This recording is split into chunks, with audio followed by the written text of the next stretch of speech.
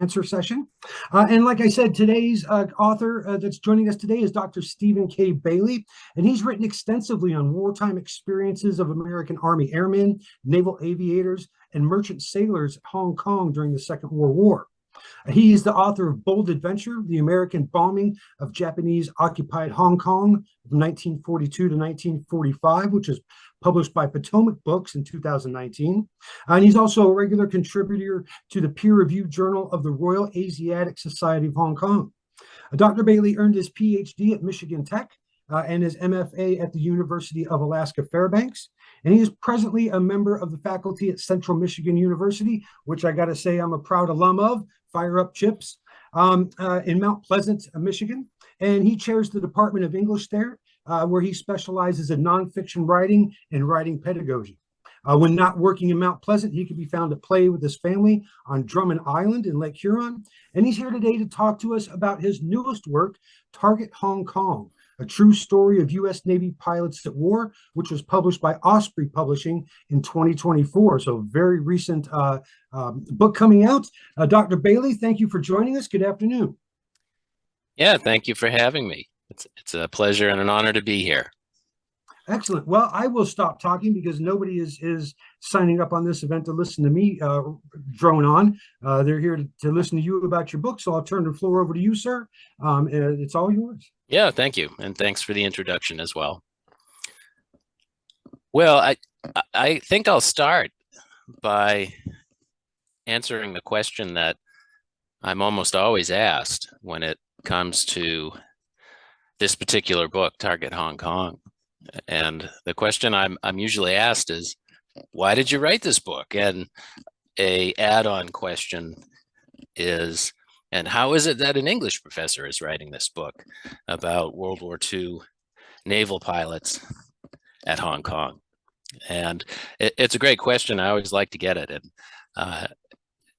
And in answering it, I usually have to go back a few decades because I can trace the inspiration for this book back quite a while. I'd say, maybe as far back as the 90s, when I first started hiking around in the hills in Hong Kong.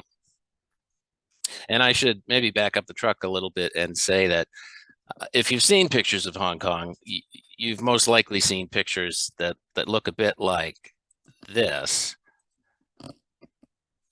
In other words, you've probably seen pictures that show urban Hong Kong, because of course Hong Kong is highly urbanized. It has some of the most densely populated neighborhoods in the world, and it can be quite beautiful, actually. The urban environment sometimes is really quite striking.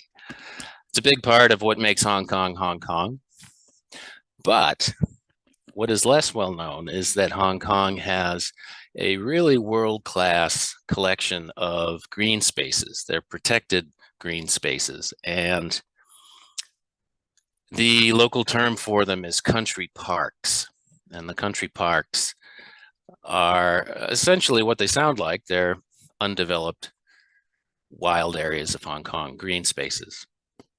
And I love hiking around in these country parks. They're very easy to access, sometimes within 30 minutes from a very urban area. You can be off in the subtropical forest above the city in the hills, and there's nobody else around. It's really quite an amazing contrast. And the country parks are also quite beautiful and very well maintained as well. And here's an example of one of the country parks on Hong Kong Island.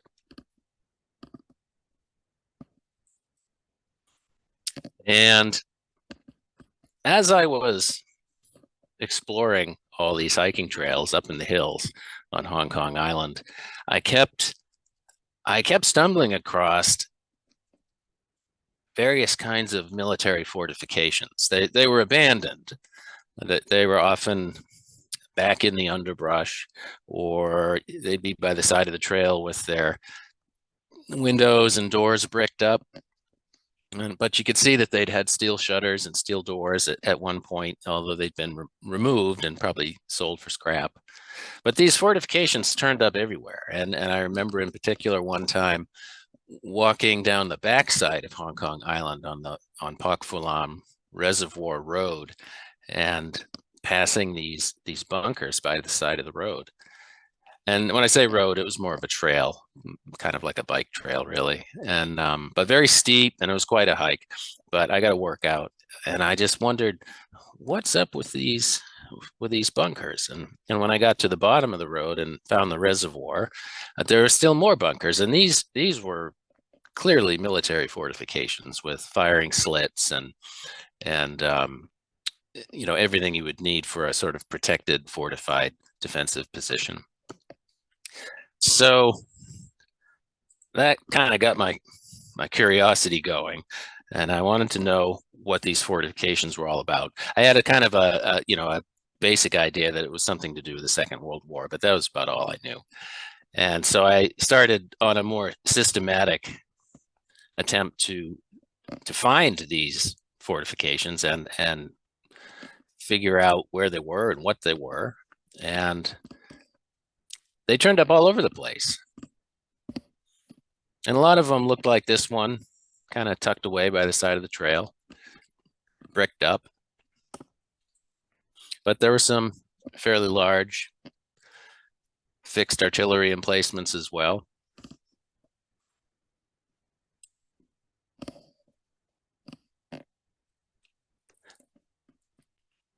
And so as I was exploring these fortifications, I quickly determined these were built by the British. And then things got even more complicated because then I discovered that the Japanese had been building stuff too. And again, dating to World War II, and the Japanese built a network of tunnels while they were occupying Hong Kong. So we had the pre-war fortifications built by the British. We had the wartime fortifications and tunnel systems built by the Japanese.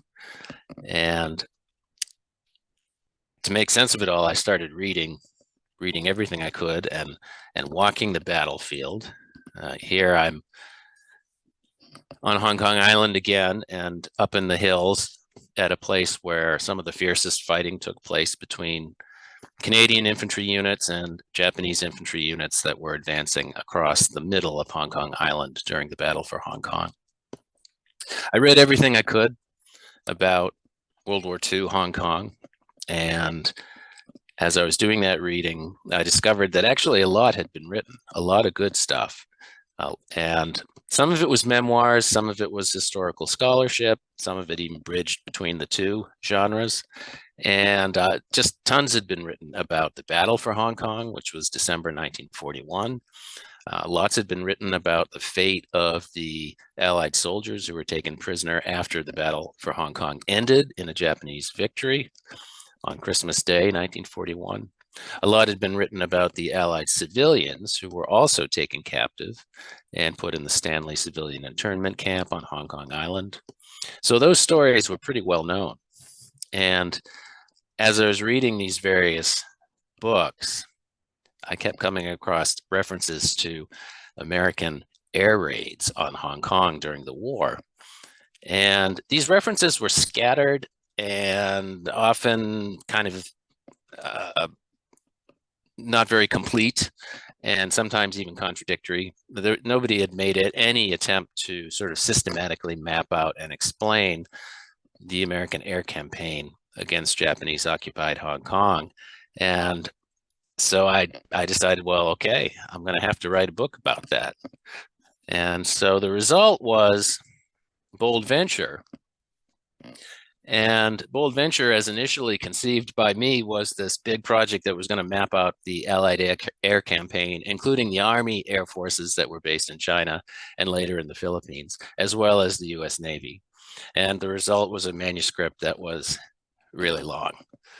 And my editor said, Steve, the book's too long, so cut it back. And so I was faced with this kind of painful task of basically cutting the book in half in terms of page length. And the decision I made was that Bold Venture would focus on the U.S. Army Air Forces only and not the Navy. And so Bold Venture focuses on the China-based 14th Air Force, which bombed Hong Kong throughout the entire war, starting as early as October 1942. And also the 5th Air Force, the 5th Army Air Force, which was based in the Philippines after the Philippines were reoccupied by Allied forces. That's Bold Venture. And of course, I cut out all the chapters I'd written about the Navy, and then I used those chapters for the next book, which is Target Hong Kong. And Target Hong Kong focuses on the U.S. Navy air raids against Hong Kong, which really only occurred on 2 days, January 15th and especially January 16th, 1945. Other than that, the Navy did have a continual presence over Hong Kong in the form of Navy patrol bombers starting as early as 1944 and throughout 1945, but those were single plane recon type missions. The only real airstrikes were on the 15th and 16th of January 1945, and so that's really what the book focuses on. And those airstrikes occurred in the context of Operation Gratitude. Operation Gratitude is the big picture, and Target Hong Kong is focusing on specifically the air raids on Hong Kong that were part of this much, much larger operation. And Operation Gratitude, to give some context, Operation Gratitude began at the very tail end of 1944. And it involved the Fast Carrier Task Force, Task Force 38. And that task force was the principal striking arm of the U.S. Navy in the Pacific theater.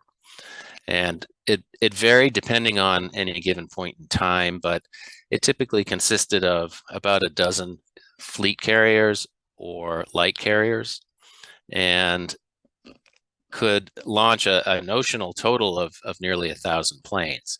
Now, in practice, the number was lower than that, but still, it was a huge armada. And at the very tail end of 1944, Task Force 38 was given the job of defending and screening the invasion fleet that was going to land American forces in the north of Luzon in the Philippines. And so that was the final invasion of the Philippines. And the goal was, of course, to land in northern Luzon and then move south to take Manila. There were 2 fleets involved. There was the 3rd Fleet, that's the Fast Carrier Task Force, commanded by Admiral Halsey. There was also the 7th Fleet, and the 7th Fleet was the invasion fleet. And the job of the Fast Carrier Task Force was to screen the invasion fleet against possible Japanese attack. There were 2 concerns. One was Japanese air attack, because the Japanese had considerable air assets in the Philippines as well as in Formosa.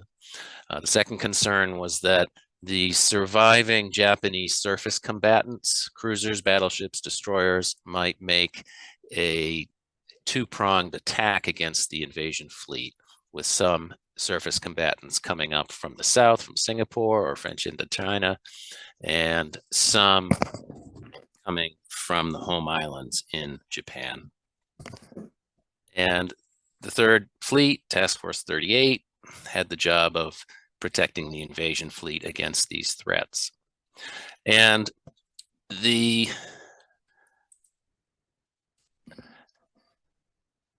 this map shows the track chart of Task Force 38. It shows where the fast carriers went, and I can walk you through the movements of the fleet, but suffice to say that as the fleet was moving into the South China Sea at the very beginning of January 1945, it was systematically hitting Japanese airfields and shooting down any Japanese planes that were in the air, because that was seen, at least initially, as the primary threat against the invasion fleet.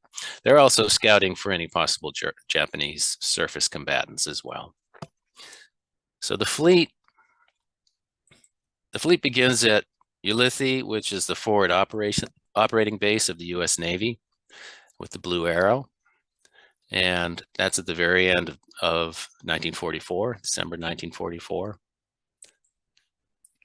And the fleet then is launching its first airstrikes on January 3rd and 4th. And we can see from the sort of red explosive icons there that they're hitting targets in the Nansei Shoto Islands. So that's like the extreme southern end of the Japanese islands, as well as Formosa. And again, the goal is to shoot down Japanese aircraft, preferably get them on the ground before they even take off, but neutralize the air threat. Further strikes against Japanese air assets in the Philippines on January 6th and 7th. More airstrikes on Formosa on January 9th. And then Task Force 38, the fast carriers, actually sorties into the South China Sea. And this is the first time that U.S. surface ships have been in the South China Sea since the very first days of the war. U.S. submarines, of course, had been operating in the South China Sea, but U.S. surface ships had not been. And so it was kind of a milestone for the U.S. Navy in that it was able to steam into the South China Sea and largely unopposed as well, and with, of course, a huge armada of carriers screened by cruisers and battleships and destroyers. The airstrikes here, as you can see, are hitting French Indochina, or more accurately, convoys moving along the coast of French Indochina, because at this point, the Japanese surface combatants that are thought to be hiding in port in French Indochina turn out not to be there. And as it turns out, they're in Singapore. And the Japanese combined fleet declines to sortie against Task Force 38.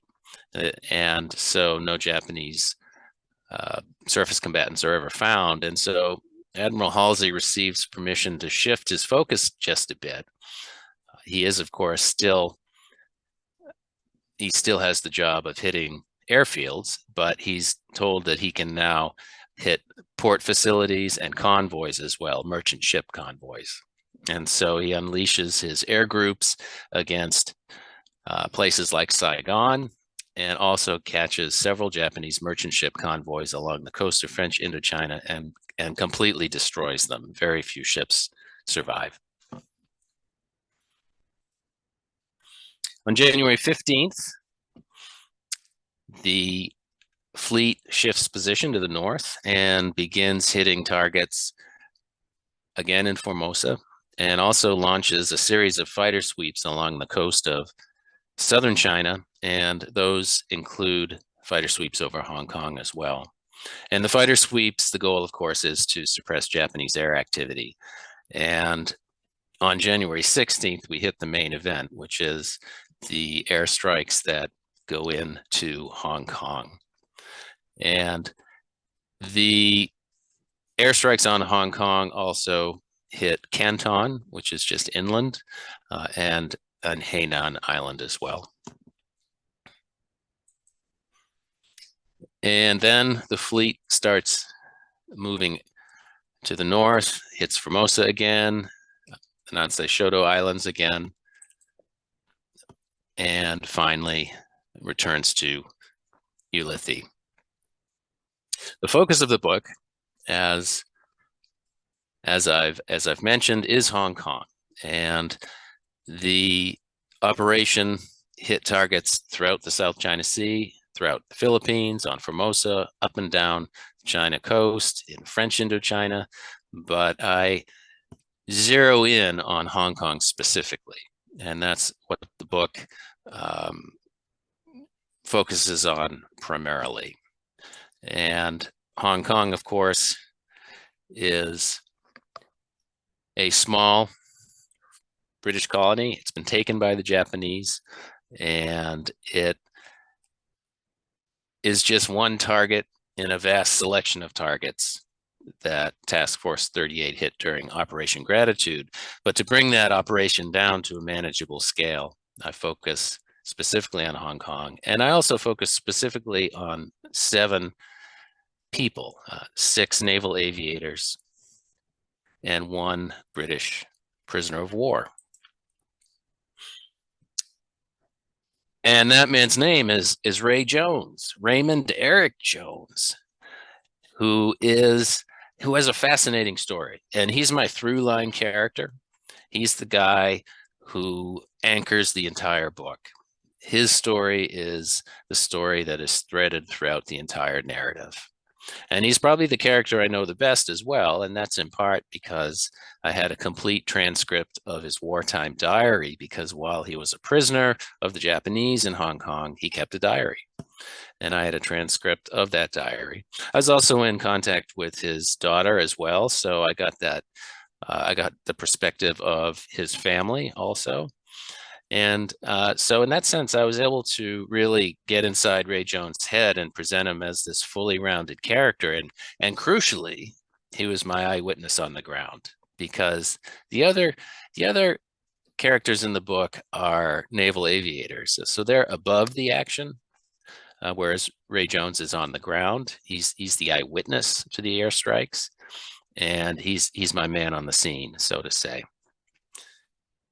He has an amazing story. He went to sea as a Royal Navy sailor as a young man. He was a submariner, and he spent more than a decade in the Navy, mostly in submarines. And pre-war British submarines were, that was not an easy tour of duty, so to say. Subs were pretty rough. Conditions were hard, but he stayed in for a long time. And when he finally mustered out, he, I guess, had acquired a taste for exotic locales, because he had, in fact, spent some of his time in the service in the Far East, and he must have liked Hong Kong because he took a job there when he got out of the Navy. He became a prison warden, and he was a prison warden at Stanley Prison. Stanley Prison is today, and was during World War II, located on the Stanley Peninsula on the south side of Hong Kong Island. And Ray Jones was basically a prison guard. And he, at the same time, had a long distance romance with a woman he knew back in his hometown in England. And eventually they married. And Ray brought his wife, Marjorie Cumming, who became, of course, Marjorie Jones, Marge. And he brought her out to Hong Kong, and they set up house in an apartment that was provided by the prison, quite near to the prison. And they enjoyed all the privileges and luxuries that come with pre-war expatriate living. And I think we're quite enjoying themselves. But unfortunately, war clouds were boiling up on the horizon. And by about 1940, 41, Ray decides that it's just not safe for Marge to stay in Hong Kong. So she's evacuated to Australia. And she's not alone. Several thousand evacuees leave Hong Kong at about the same time, mostly women and children of European descent, mostly British, and they evacuate to places like Australia or back to the United Kingdom. And so Ray is now in Hong Kong by himself, knowing that it's possible war could break out in the near future. And it's around about this time he starts to keep his diary. And he's, as a diary keeper, he was terse but diligent, meaning that he wrote something in his diary every day, but he didn't say a whole lot. And often he used cryptic abbreviations that make reading his diary a bit of a challenge. But still, he was a keen observer. He liked to observe the weather.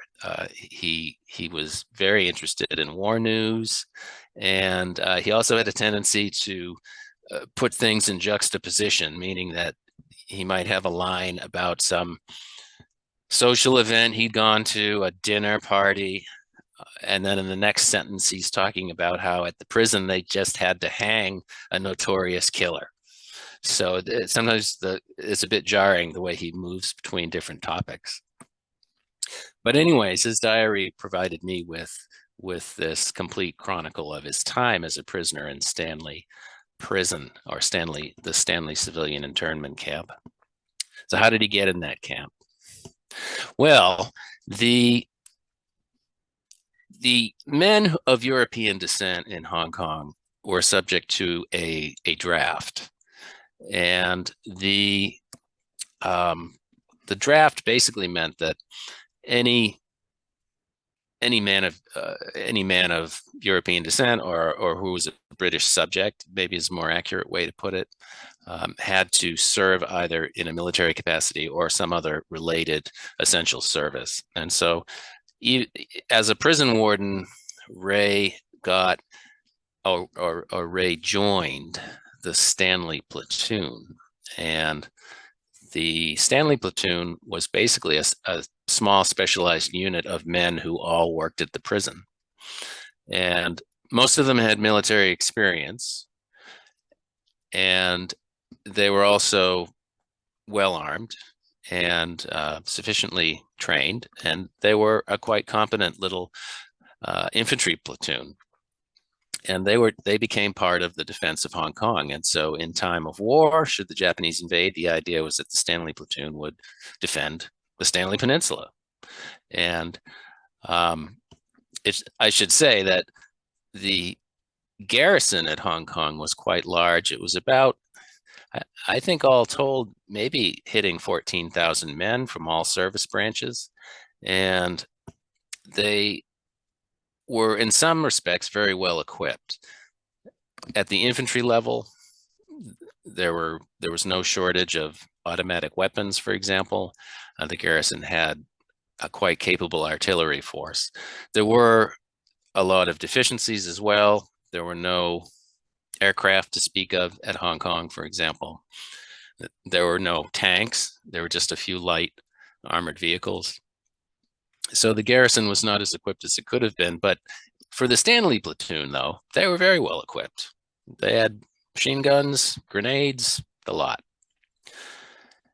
In December 1941, at the same time that the Japanese strike Pearl Harbor, the Japanese military crosses the border into Hong Kong. Because of the international date line, the invasion of Hong Kong begins on December 8th.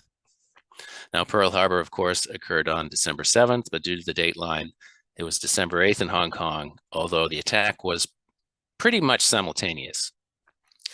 Japanese come over the border into Hong Kong, and the garrison is very, very quickly pushed south out of what's known today as the New Territories and out of what's known today as Kowloon. So that's the mainland section of Hong Kong. And the garrison has to retreat across Victoria Harbor onto Hong Kong Island. And the idea is that the garrison will then hunker down for a siege until relieved. But of course, Hong Kong is in a very exposed position. It is far, far away from any Allied forces. It's surrounded by a much, much larger Japanese force. And so realistically, the outcome is never really in doubt. The Japanese are going to take Hong Kong. It's just a question of how long it takes them to do it. After about a week, the Japanese forces come across Victoria Harbor and land on Hong Kong Island. And that's when the battle begins in earnest. Japanese forces attempt to cut the defenders in half by pushing across the center of the island. And some of the bloodiest fighting is in a gap that runs right across the center of the island. And as the Japanese push through that gap, they're able to divide the defending forces in half. And the result is that the forces on the eastern side of the island fall back to the Stanley Peninsula. And so for Ray Jones in the Stanley platoon, he never has to move up to the front line because the front line comes to him instead. And so when the Japanese come for the Stanley Peninsula, it's one of the forces waiting for them is Ray Jones and the Stanley platoon. The fight for the Stanley Peninsula is relatively brief. It's just a few days, but it's extremely bloody, and it's a fully automatic kind of fight, meaning that everybody's got machine guns, and it's bloody, and there are a lot of casualties on both sides. It's back and forth. Some buildings change hand multiple times. Ray Jones is in the thick of it as a rifleman, and when the garrison is finally forced to surrender on Christmas Day, 1941, Ray Jones is basically preparing for a last stand. And the Stanley platoon at that point has lost a number of people. The unit has really disintegrated, and the men who are still, still available for the Stanley platoon have been brought back to serve as a brigade security detachment. They're basically the guards for Brigade HQ. And Ray Jones gets the word on Christmas Day that the garrison is surrendering. And he writes in his diary, he writes that while surrendering is no fun, he is greatly relieved to know that he's not about to be blown to pieces.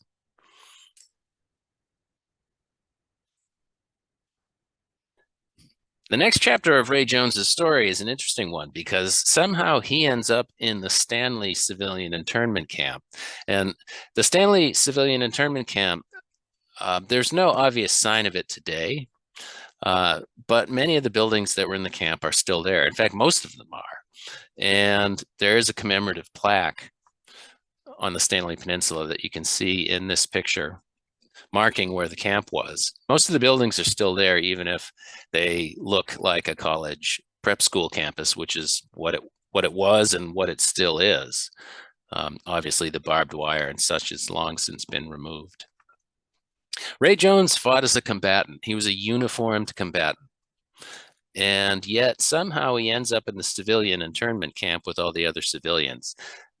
The soldiers of the garrison, they go to the POW camps, but somehow Ray Jones ends up in the civilian camp. And I'm not exactly sure how he engineered this, but one possibility is that after he surrendered, he and the other prison guards put on their prison guard uniforms and got rid of their military uniforms and went back to work at the prison. And that at the point when the Japanese were rounding up the civilians to put them in the Stanley civilian internment camp, Ray Jones would have looked like a prison guard, and the Japanese would have simply sent him to the civilian camp. Because it's true that the police, all of the Hong Kong police force, was also sent to the Stanley camp, and the police had fought as combatants as well. But they had been in police uniforms at the point when the Japanese sent the civilians to the camp. Because it didn't happen immediately, it took weeks and in some cases months for the Japanese to round all the civilians up and get them into the camp. At any rate, Ray Jones ends up in this civilian internment camp, which is just an odd name for a prison camp full of Allied civilians, mostly British, but including several hundred Americans, including women, children, men of all ages and all occupations and backgrounds. And the Japanese basically put these civilians into this camp and close the gate and kind of forget about them. And the result is that while the inmates, the prisoners in the camp are mostly left to their own devices and not mistreated in an obvious kind of way, they are very much neglected and they're not getting enough to eat. And obviously they can't leave. And so very quickly they are basically starting to starve and suffering from various kinds of diseases as well. And they do at times get mistreated. There are moments when, for example, the Japanese search their their quarters and take much of their remaining valuables. For example, there's lots of face slapping for refusing to bow and so on. So the prisoners are starving, and Ray Jones is hungry too, and he writes about that in his diary all the time. But he is also a keen observer. He continues to take notes, and he, of course, is an eyewitness to the airstrikes that hit Hong Kong on January 15th and 16th, 1945, which is the subject of the book. Those airstrikes hit Hong Kong. Specifically, they hit targets around Victoria Harbor. And the objective of these airstrikes is to hit ships in the harbor, the dockyards, because Hong Kong has several very modern and large dockyards, oil storage facilities, and of course the airfield at Kai Tak as well. These are all targeted on January 16th by aircraft flying in from the aircraft carriers of Task Force 38, the fast carriers. There's 3 aircraft types involved. There's the F-6F Hellcat, which is the fighter aircraft and responsible for suppressing Japanese air assets, but also suppressing Japanese air defense, so anti-aircraft guns, basically functioning as bodyguards for the Helldivers and the Avengers, which are the other 2 aircraft types involved. The SB-2C Helldiver was, as the name suggests, a dive bomber, and the Avenger was the torpedo bomber. And the Avenger figures most prominently in this book. It's the plane that's on the cover. It's the plane that was flown by one of the most important characters, Lieutenant Richard Hunt, who I think, along with Ray Jones, is the character that I really feel like I know the best. I should say first about the Avenger that it was a bit of a Swiss Army knife of a plane. It was an amazing aircraft, not particularly attractive and not particularly speedy or, maneuverable, but it was very steady in the air. Pilots loved it, and it could do all kinds of things. It was very versatile.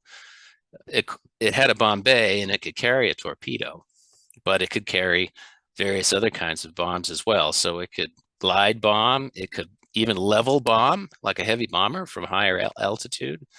It could carry a depth charge and go after submarines. It could fly as a radar picket because it had radar. It could do ground attack or ground support missions because it could carry rockets. It had guns to strafe with, and it could even work kind of in an air-sea rescue role because the crewmen in the rear compartment could toss out extra life rafts to men in the water. And there's even a case where a land-based Avenger unit was operating as a kind of jury-rigged crop dusting unit that would go after the fields that starving Japanese soldiers in the Southwest Pacific were trying to grow their food in. And they'd go down and spray this mix of sort of diesel oil and other chemicals onto the fields to kill off the food that these starving soldiers were trying to raise for their own survival. Lieutenant Hunt, of course, was a very skilled Avenger pilot. He flew a number of missions, and by the time he got to Hong Kong, he was a quite seasoned combat pilot.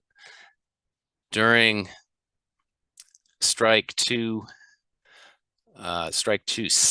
which is the first strike of the afternoon over Hong Kong, there have been 2 morning strikes, Strikes A and Strike B, and then Strike C in the afternoon. He came in flying on the wing of his good friend,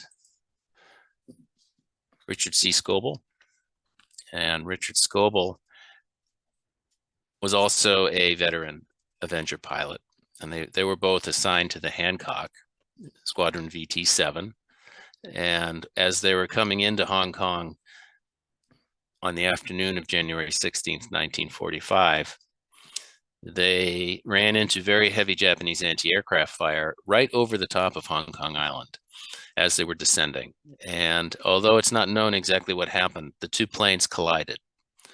And the result was that both planes went down into the mountains of Hong Kong Island. Richard Hunt, he bailed out. He was badly injured, but he got out of the aircraft. But Scoble and the other 4 crewmen in the rear of the 2 aircraft all were killed. And the planes came down in an area that's known as the Tai Tam Valley on Hong Kong Island. And today it looks much like this. This is a 2019 photo where all the vegetation's grown up. But at the end of the war, these hillsides had been denuded of vegetation and were basically just dirt and rock. The wrecks were easy to see. Ray Jones, for example, was able to witness the collision of the 2 aircraft. He saw Lieutenant Hunt bail out. He saw the planes hit the ridgeline, and then the people in the camp could see the crash sites as well from the camp.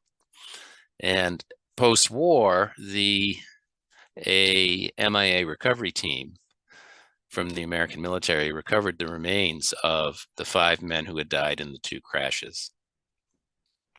But after that, the wrecks were left undisturbed. They were in an inaccessible location, and over time, the vegetation grew up, and the wreck sites were basically forgotten. They were lost in the jungle. And it's easy to see why. I mean, they were way up on a hillside in a country park in the subtropical jungle, and both planes had disintegrated. So they were basically just in pieces. Scoble's plane in particular had really burned down to almost nothing. Hunt's plane was completely destroyed, but there were quite an extensive debris field. And there was a guy named Craig Mitchell who was researching the same kind of stuff that I like to research, and he made some shrewd guesses about where these planes might have crashed. And he went sort of tramping about up in the hills in the Tai Tam Valley and eventually found both wrecked aircraft. And interestingly, the Hong Kong government didn't have much interest in these wreck sites. They did haul away a 2,000-pound bomb casing that had come out of one of the 2 Avengers.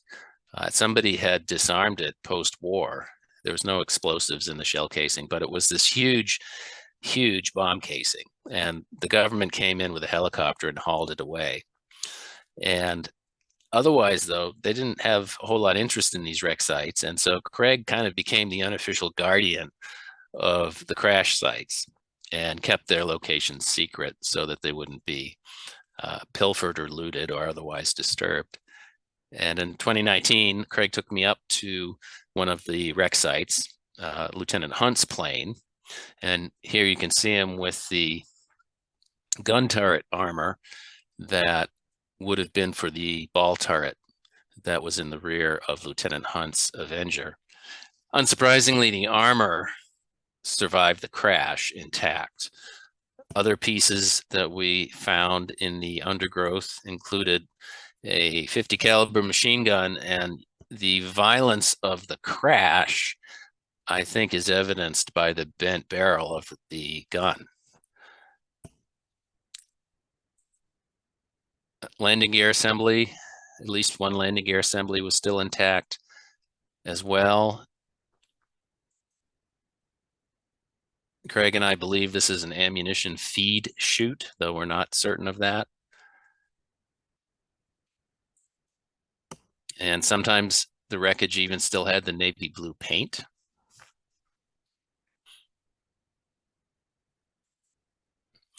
And perhaps most amazing of all, the armored cockpit headrest from Lieutenant Hunt's aircraft was lying there in the dirt.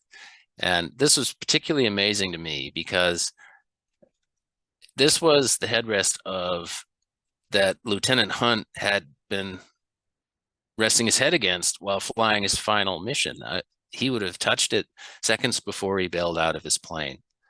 And so it wasn't just a piece of wreckage lying on a hillside. It was a piece of wreckage from a specific plane piloted by a very specific person. And it was pretty amazing to be holding it. And tragic at the same time, because Lieutenant Hunt, who had been badly injured while bailing out of his plane, and he was quite literally on fire, he was shipped to a prison camp in Japan, and he died there of mistreatment and untreated wounds. So his story is a tragic one. It doesn't end well, but still, it was amazing to know that this armored headrest was his armored headrest. And other pieces that we found included a few pieces of the fuselage, but the plane had been completely destroyed, so there weren't too many pieces like that. And Craig eventually worked with a team of archaeologists and other experts to unearth all of this wreckage and very, very carefully preserve it so that it could eventually be displayed in a museum setting. So all of this wreckage is now in storage in a location where it will be safe and climate controlled and so on. And eventually, we hope, will be some kind of museum display. And just as a side note, I wanted to thank Craig's dogs who kept us safe from the many snakes and many wild boars that are in the wild spaces of Hong Kong Island. So shout out to Molly and Ellie.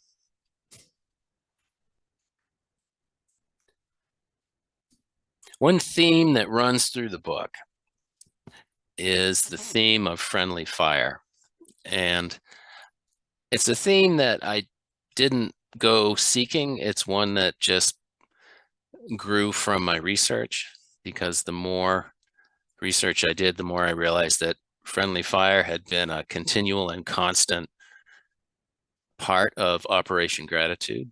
And I say that not judgmentally. I just say that as it's a simple fact, and that in a operation of that scale, unleashing so much violence, friendly fire is going to be inevitable.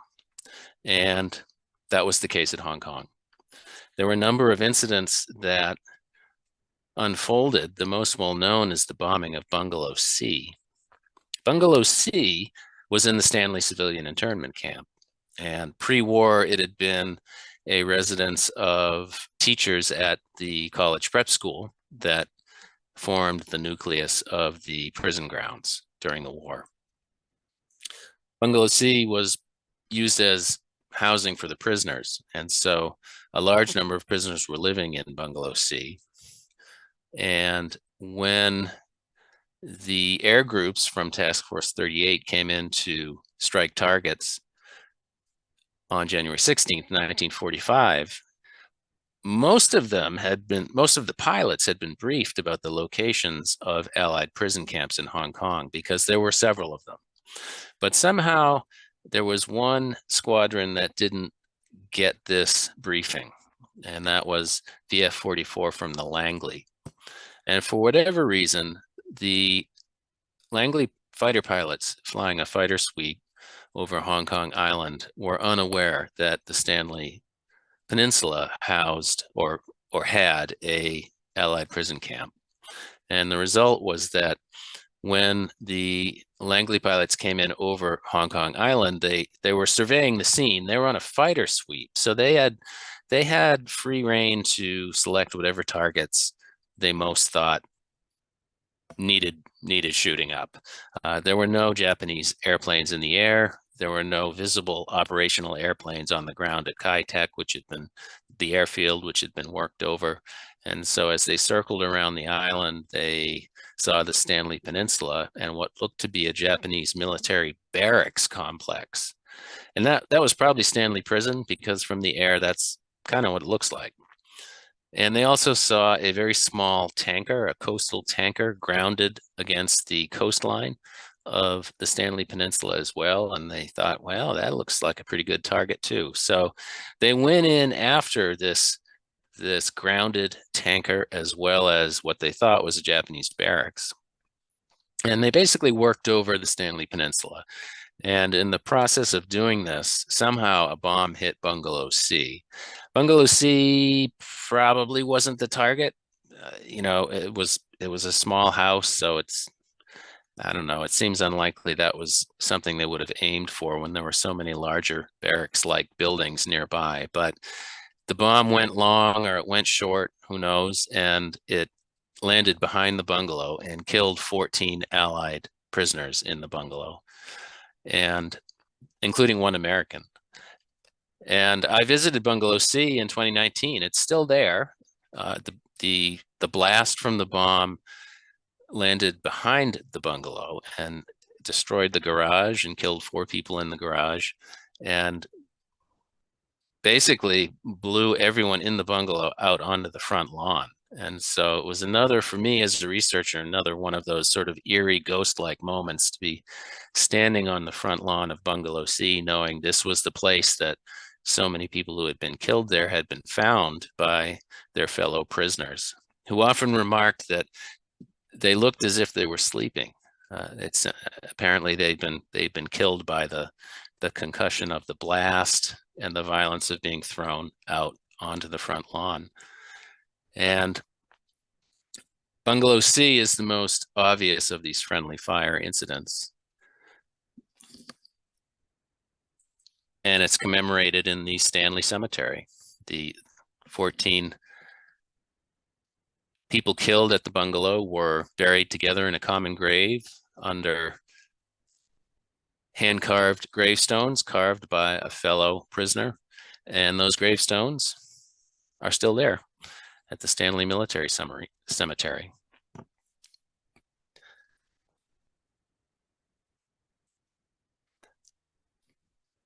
A second friendly fire incident was the repeated strafing of the Portuguese colony of Macau. Macau is about 40 miles southwest of Hong Kong, and it was, at that time, a Portuguese colony.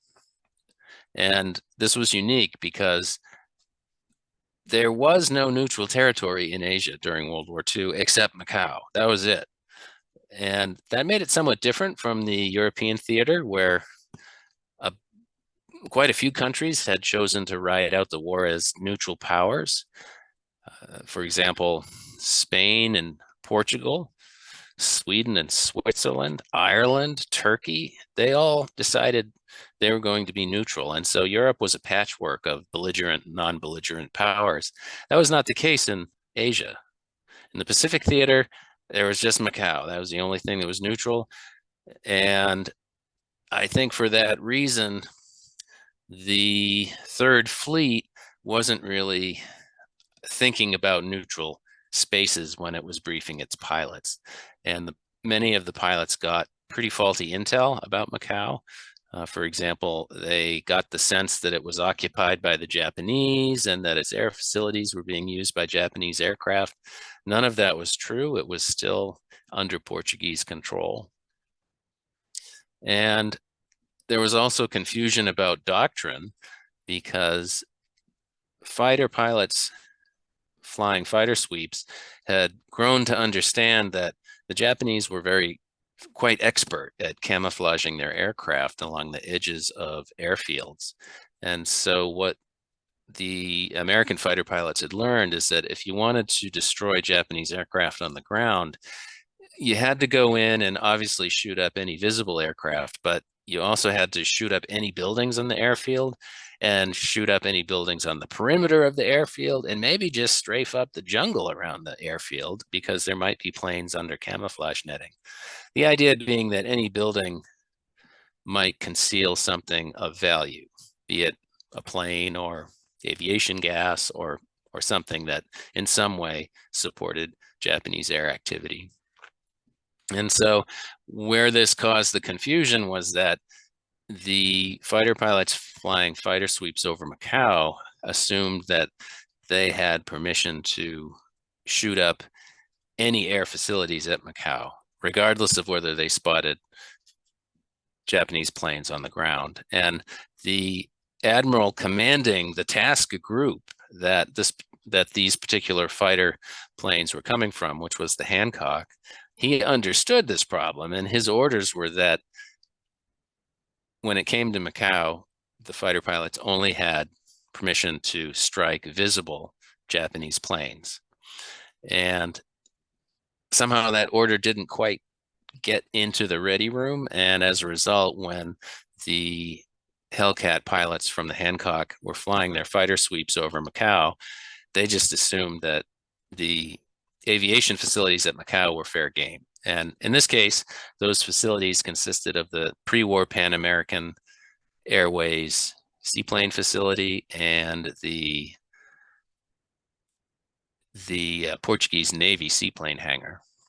There were no planes in sight because there were no planes, but the Hellcat pilots nonetheless shot up both hangars and then did it again, and then came back yet again a third time, and left one of them completely shot full of holes and the other one on fire.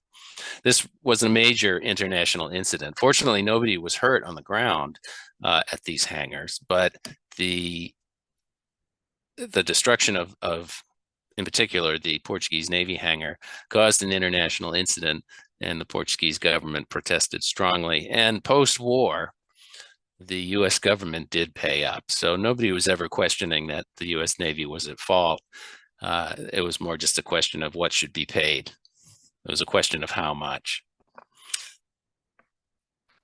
And I'll just close by saying, because I know that we're close to the end here, by saying that it's been a real pleasure talking to you all, and an honor to be part of this series at WVM. So thank you for having me. Well, thank you, Dr. Bailey. We appreciate it so much, and just keeping an eye on time. I know you have another event to get to talk about your book again in about 2 minutes. Do you want to take any questions, or do you have to scurry along and get to your 2 o'clock over at the Student Union? I could take one or two, and then I will have to run. Yes. Sure. So I won't bring up the PowerPoint. I'll just read the questions as they've been coming through. One of our audience members asked if you could speak to any experience that you might have come across in regards to the feeling of the people of Hong Kong toward, the World War II veterans, the pilots, the war dead, or the crash sites. Is it something that, do they look with, I don't want to say, with disgust, but is it a part of their, history that they, I don't want to say celebrated either, but how do they view that sort of thing? Yeah, it's an interesting question.